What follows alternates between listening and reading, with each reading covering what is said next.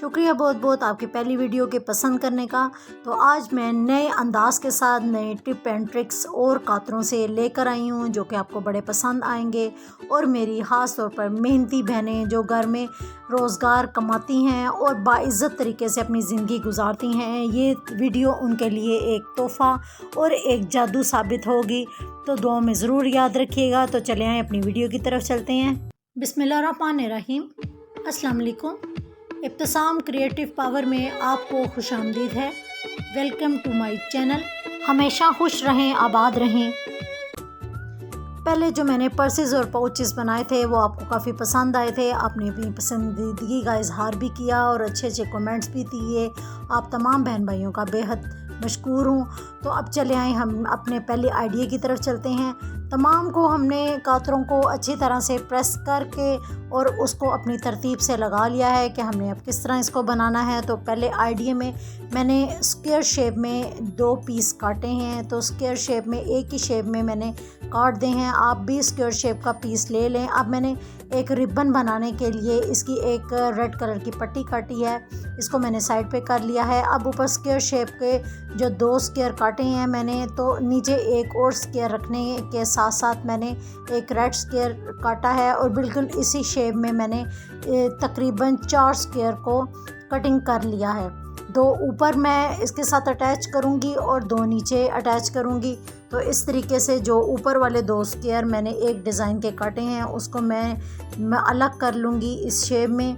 अब 2 जो अलग किए हुए हैं शेप देने के लिए, तो पहले मैंने इस तरह इनको तय किया है। वीडियो में बताए हुए तरीके के मुताबिक आप भी इसको इसी तरीके से तय लगा कर इसको आयरन कर लें। आयरन करने के बाद हम इसको क्या करने जा रहे हैं, तो आपके घर में ज़िप तो मौजूद होंगी, अगर नहीं है तो ये इतनी महंगी नहीं आती।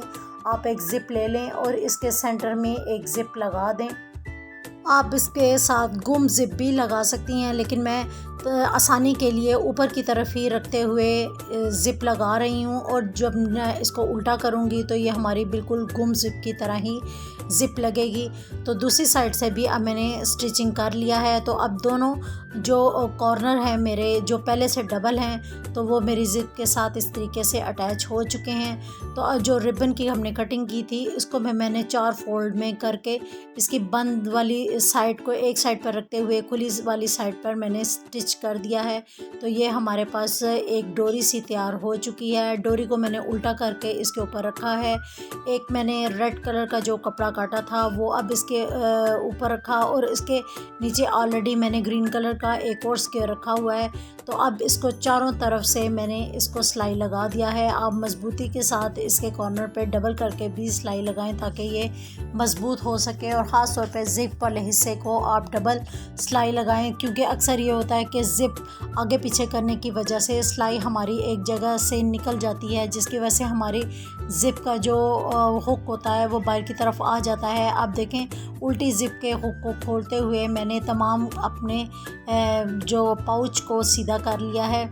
जो कॉर्नर है आप इसमें सीज़र लगाकर इसके कॉर्नर निकाल सकती हैं, तो तभी आपकी पाउच में काफ़ी अच्छी सफाई आ जाएगी। और अच्छी नीटनेस और नफासत के लिए आप इसको प्रेस कर लें। तो देखें हमारा कितना अच्छा पाउच तैयार हो चुका है। लेकिन जो साइड पे ये खुला मुंह है तो मैं इसको बंद करते हुए इसको डबल सिलाई लगा दूंगी ताकि यहाँ से हमारी ज़िप भी मज़बूत हो जाए। तो मैंने प्रेस लगा दी है और हमारा पाउच कितना ज़बरदस्त तैयार हो चुका है। तो आप ये किस इस्तेमाल में लाएंगी, चाहे आप सफ़र में जाएं या अपने घर में छोटी और कीमती सामान को सेव करने के लिए ये ज़बरदस्त से पाउचेस आप बना कर रख लें और चीज़ों को सेव कर लें। मेरा दूसरा वाला आइडिया कुछ इस तरीके से है कि बिल्कुल पैमाइश के मुताबिक आप जो मैं दिखाती जा रही हूँ आप इसी तरीके से इसको टिकन को काट लें और काटने के बाद इसको ऊपर से गुलाई की शेप में कर लें। साइडों से थोड़ा सा 5 इंच के बराबर जो मैंने कब लिया है उसको थोड़ा तिरछा काटा है और दूसरी साइड से भी मैंने इसको थोड़ा तिरछा ही काटा है। तो इस तरीके से हमारे पास ये शेप आ गई है। शेप करने के बाद आप किसी भी कपड़े पर रखें इसको जो आपने अपने किसी सूट की या किसी पर्स की मैचिंग में कपड़ा लिया हुआ है।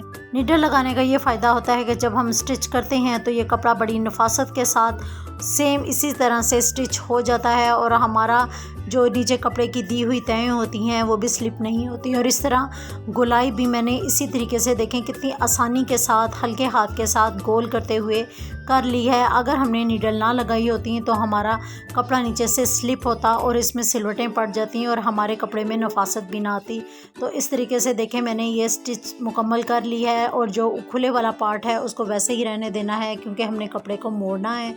तो जो फालतू वाला कपड़ा है इसको मैंने सारा कटिंग कर लिया है और कटिंग करने के बाद इस पे छोटे छोटे से हम कट लगा देंगे। कट लगाने के बाद जिस तरह पहले पाउचेस को हमने मोड़ा था सेम उसी तरीके से हम इसको मोड़ने की कोशिश करेंगे। तो मैंने कपड़े को जो खुले वाला पार्ट है उसको मैंने भी गोलाई वाले हिस्से को भी कट लगा दिए हैं और खुले वाले पार्ट को भी हल्का सा कट में लगा दिया है। तो अब खुले वाले हिस्से को हम अंदर की तरफ फिंगर को डालते हुए तमाम कपड़े को बाहर की तरफ निकालेंगे। तो इस तरीके से हमारा तमाम कपड़ा अच्छे तरीके से मुड़ जाएगा।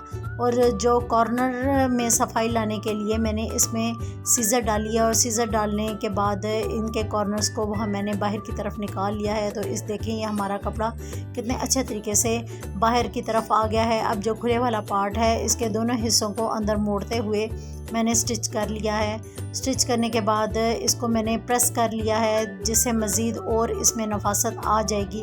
अब जब हमने मोड़ना है तो इसको क्या करेंगे कि हम इसकी नंबरिंग कर लेंगे, पहले 1 2 और फिर 3। इस तरीके से पहले एक हिस्से को मोड़ेंगे, फिर दूसरे हिस्से को मोड़ेंगे और फिर इसके बाद हम तीसरे हिस्से को ऊपर की तरफ मोड़ देंगे। जबकि जो नीचे वाले 2 हिस्से टर्न किए हैं इसको मैंने 3 तरफ़ा स्टिच लगा दिया है, पहले एक साइड पे फिर नीचे और फिर दूसरी साइड से। और इस तरह ये होगा कि हमारा ये पर्स अच्छी तरीके से लॉक हो गया। आप इतने क्रेडिट कार्ड्स हो गए, आईडी कार्ड या विजिटिंग कार्ड्स वगैरह भी रख सकते हैं। जो थर्ड वाला आइडिया है वो भी बड़ा ज़बरदस्त है लेकिन इसमें मेहनत कम है और आप सिर्फ़ एक टेक्निक समझने की ज़रूरत है। मैंने जो इंची टेप से आपको पैमाइश इसकी बताई है कि चौड़ाई मैंने 5.5 रखी है। इसके बाद 3.5 इंच का एक मैंने निशान लगाया है। इसके बाद फिर मैंने 3.5 इंच का एक निशान लगाया है और उसके बाद 6 इंच का एक निशान लगाया है और उसके बाद फिर 6 इंच मैंने दोबारा से मार्क कर दिया है। और इस तरीके से हमारे पास एक पूरी की पूरी पट्टी आ गई है और इसको मैंने लाइनिंग करके इसकी पार्टीशन कर दी है। इस तरीके से 5.5 इंच जो हमने चौड़ाई रखी थी, अब सीज़र की मदद से हमने चौड़ाई में इसको काटना शुरू कर दिया है। तो हमारे पास एक ये पट्टी की शेप में एक पाउच सा आ जाएगा।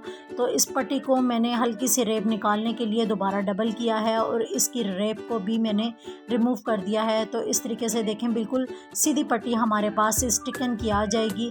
तो मैंने इसके साथ कपड़े को पेस्ट कर दिया है, एक्स्ट्रा कपड़ा मैंने रिमूव कर दिया है।